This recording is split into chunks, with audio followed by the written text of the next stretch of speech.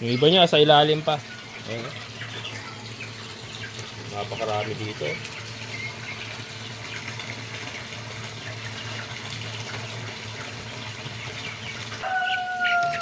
Ating mga palahi. Yung iba dito nasa 2 months mahigit na. Malapit na natin mailagay yung iba niyan sa battery cage.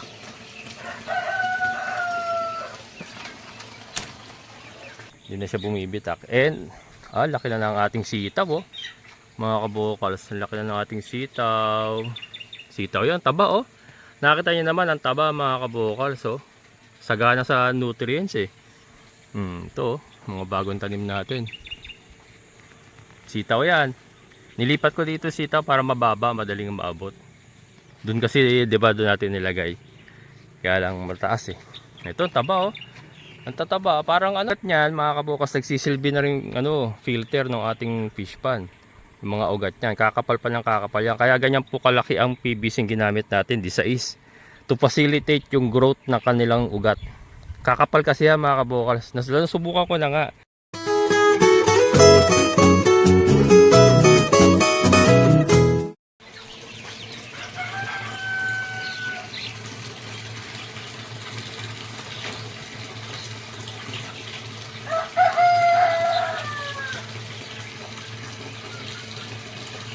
Mga kabukas, nakakita nyo ba? Ang lalaki na ng hito natin.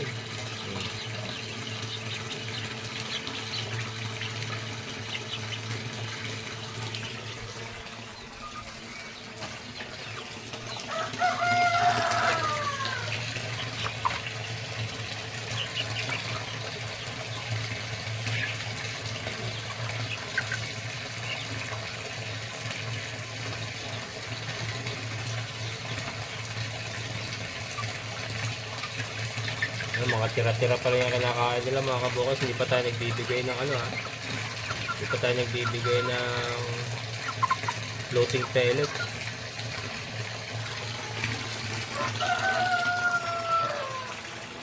Yung ating aquaponics. Ang lalaki na ng ating mga manok, oh.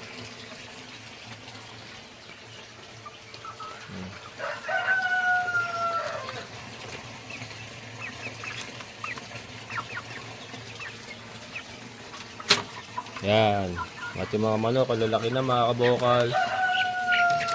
Ating mga palahi. Yung iba dito nasa 2 months mahigit na. Malapit na natin mailagay yung iba niyan sa battery cage.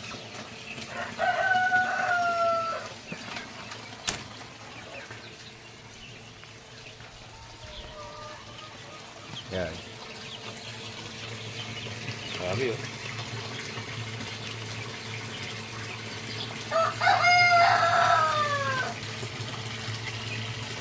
Pag nilalapit ko kasing camera, umalay. Pero pagka walang camera, mga kabukas, dami, eh. No?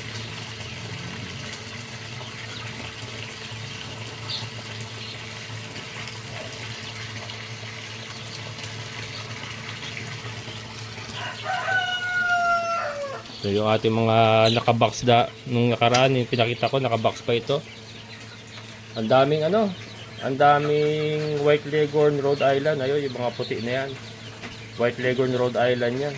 Parang halos lahat, oh. Kukunti lang yung nakita kong ilang piraso lang yung nakita kong decal brown. Puro White Leghorn lahat yan. Meron ding nanginginain dito sa ilalim nila, eh. Yan.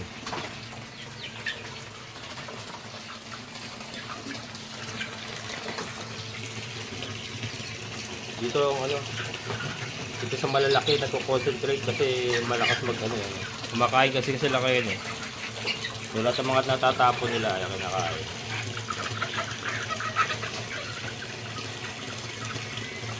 Doble na ang laki, mga kabukal, so.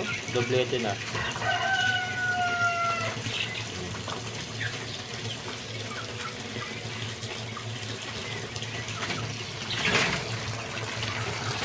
Iba na din.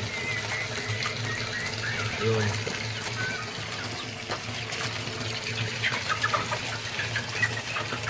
Nakita nyo ba, mga kabukal?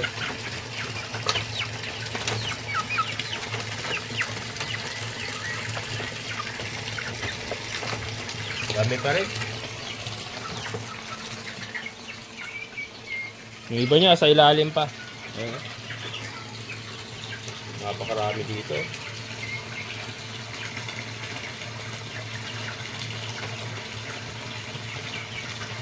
Pero marami din dun eh. Marami din dun, hindi ko lang matutukan kasi ano, hindi ko mailusot itong cellphone. And then pagka nilalapit ko, nawawala sila. Ito kasi open dito, ayan. Madali natin na ilulusot yung cellphone.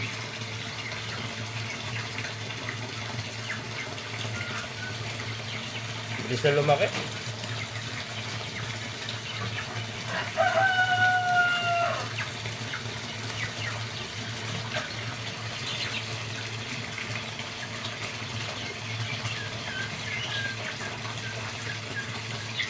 Marami yan pagka lumaki na. Pag lumaki na talagang mag-splashing na yung tubig na yun.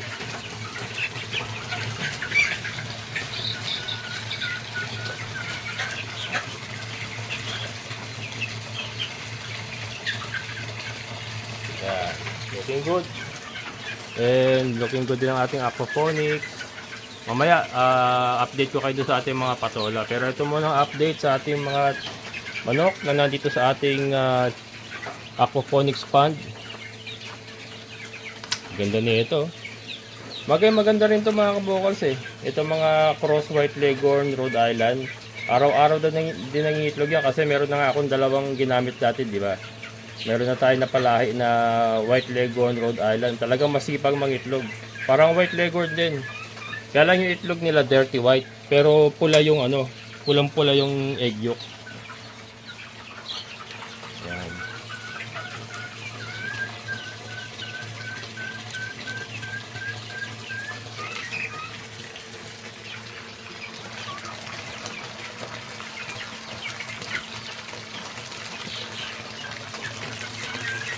Yan yung oxygen niya mga kabukal.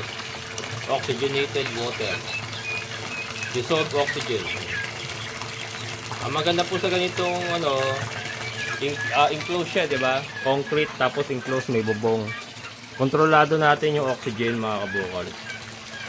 Hindi katulad sa, di ba, sa mud pan, ang nagiging problema pagka tag-init, yung sobrang init, eh yung fish kill kasi nga bumababa yung level ng oxygen.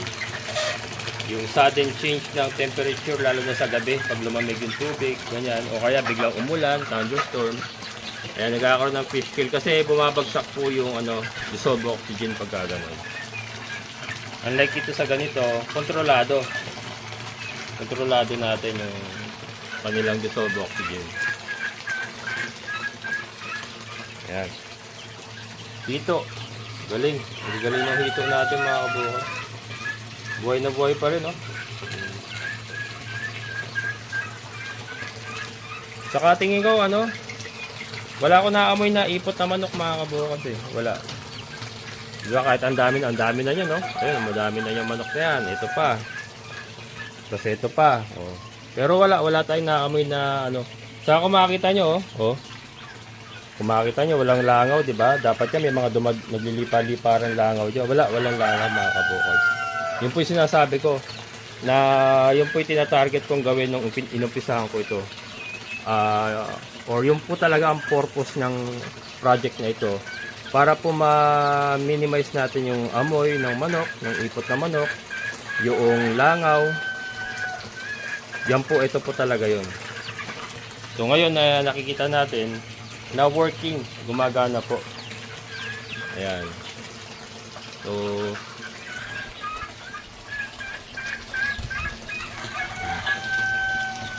and then at the same time yung isda natin okay naman.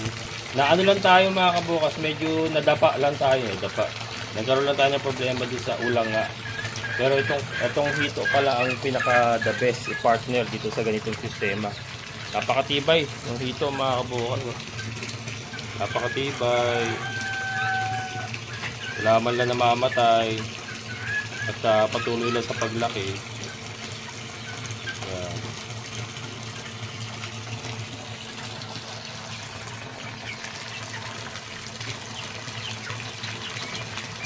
Ano, yan ba naman eh, ano? Napakalaking bagay po yung ganyan ano. bagsak ng tubig. Yan po yung nag-produce ng dissolved oxygen. Tapos nagdaan pa yan sa ating aquaponics na may mga halaman na tayo ron. Gaganda na ng tubo ng ating mga patola. Ayan, mamaya makita nyo. Pero yan, gaganda na ng tubo.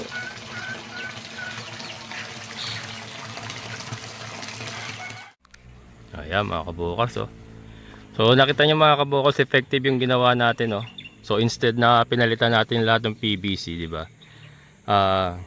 Elastomeric yung ating ipinahid sa kanya. 3 coating yan, oh. Hindi na bumibitak. Hindi na siya bumibitak. And laki na ng ating sitaw, oh. Mga kabukals, laki na ng ating sitaw. Sitaw yan, taba, oh. Nakita nyo naman ang taba mga kabukals, oh. Sagana sa nutrients, eh. Ito, mga bagong tanim natin. Sitaw yan. Nilipat ko dito sitaw para mababa, madaling maabot. Doon kasi, 'di ba, doon natin nilagay. Kaya lang mataas, eh. Ito, taba, oh. Ang tataba, parang ano, maganda resulta ng sitaw dito sa ating aquaponics, ah. Ang tataba, oh. Tataba ng ating sitaw. Pero yung ating mga tawag dito, patolay, kagaganda rin. Oh.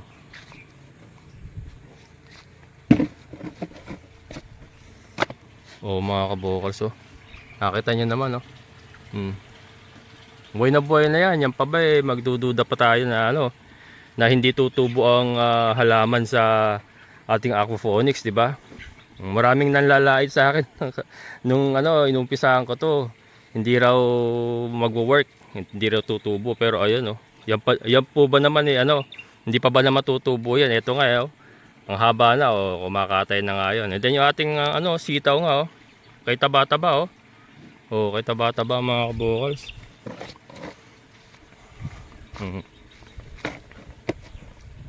Oh, ito, oh. Ang haba na.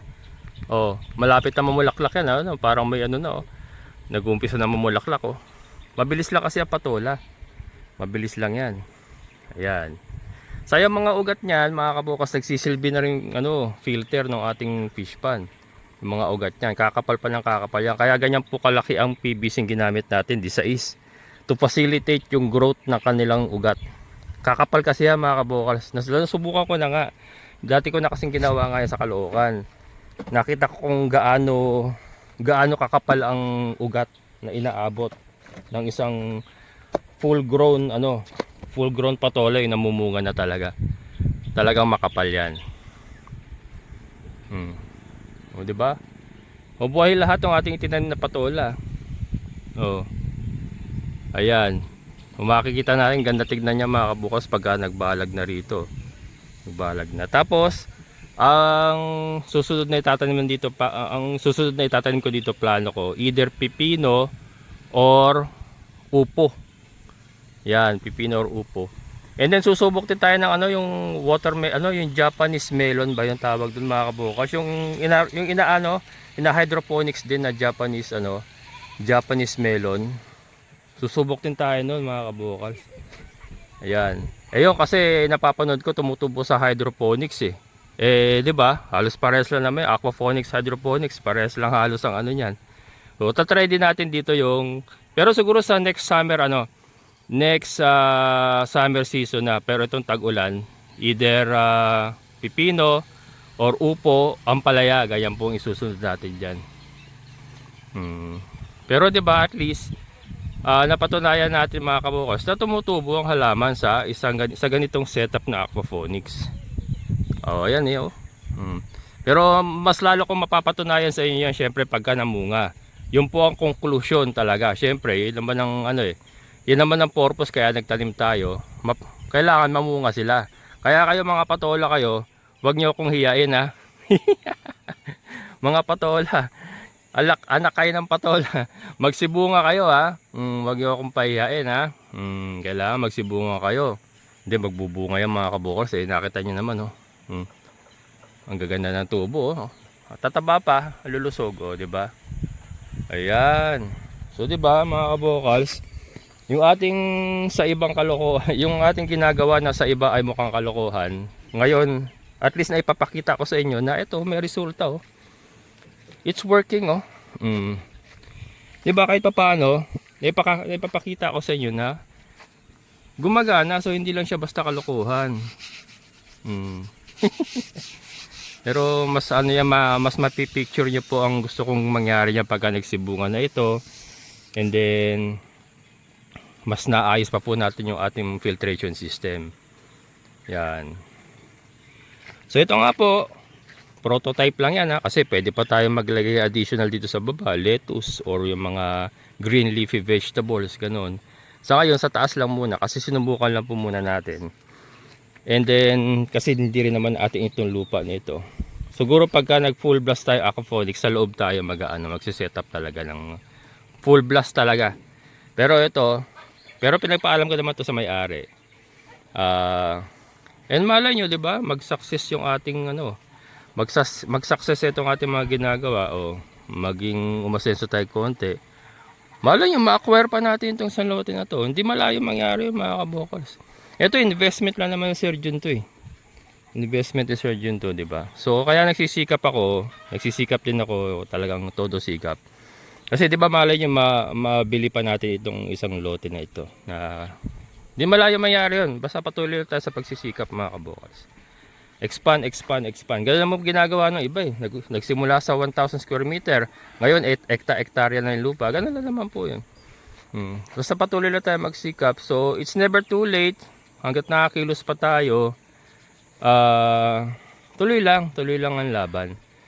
Pagka talagang invalido ka na, wala ka na magawa, yun, medyo ka na lang, pray ka na lang. Wala ka na magagawa, ano pa magagawa. Pero hanggat kumikilos ka, nakakilos ka pa, wag patamad-tamad. Wag po tayong patamad-tamad. Hanggat nakakilos pa tayo, nakagagawa pa tayo, ibigay natin ang lahat. Kasi pag dumating po ang time na wala ka na, nakaupo ka na lang, nakaratay ka na lang, or tegibels ka na, wala na, 'di ba? So we only live once. Sabi ko, like ko po sinasabi, we only live once. Gawin na natin yung mga gusto natin gawin. As long as wala kang pinipirwisyo ibang tao, hindi ka gumagawa ng masama, okay, so alright yan. Ayan, mga kabokals, so ito lang po yung aking may babahagi sa inyo. Maraming salamat sa inyong muling pagsama. Amazing na buhay.